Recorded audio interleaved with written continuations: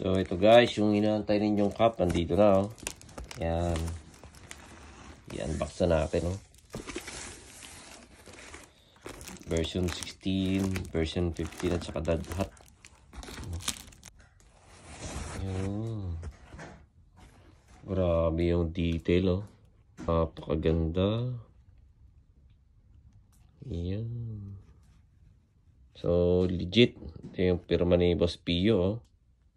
What's up once again mga katambars in Japan no. So ito meron na tayong version 16 tambay cup kay Boss Pio no. So ito. Yan, lalagay natin dyan. Yan, syempre meron tayong tambay cup na ano, ni sticker. So lalagay na rin natin sa loob. So yan no. Tignan nyo naman yung box guys oh. Yun no. Napakaganda di ba? Sheesh. Close na natin. So para i-deliver na natin sa ating legit na katambayers dito sa Japan ano. Yan. Bumili din siya ng B15. Yan, lalagyan natin yung B15 natin no. Yan no. B15. And so ilalagay natin yung sticker sa loob. Yan. Tambay cup sticker. Good to go. Close na natin. Yan. Okay. So ito naman yung purchase ng ating isang legit tambayers na si Paring Mark. So napakaganda no. May logo dyan sa strap. Tignan nyo naman yung logo. Yan.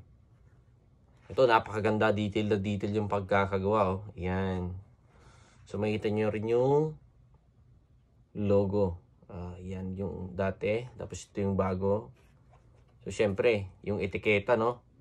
Para hindi kayo maligaw. 1, 2. Tapos 3, 4. Tusin 5. Bali 4 lang actually. 2 to. Isa ang bilang nito. 2, 3, 4. You know? So syempre, ito yung pinaka the best dyan no. Yun, yung sign ni Boss Pio, you know? So, syempre, kay Boss Pio Balbuena, shout po sa inyo. So, maraming salamat po sa inyong pag-provide ng napakagandang cup na to.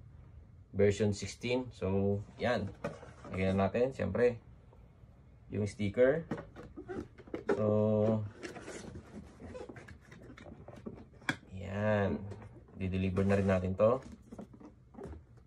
So, yan, meron din tayong dad hat, no? Itong dad hat natin, no? So, same din. So, yan. May perma din ni Boss Pio dyan, no? Makikita nyo. Yan, dad hat. So, syempre, may etiketa din. 1, 2, 3. 3 lang to. Wala dito. Sa strap, syempre. Yung logo. Yan. Balik natin dito. And, of course, yung sticker. Good to go na. Yun. So, kita-kits po.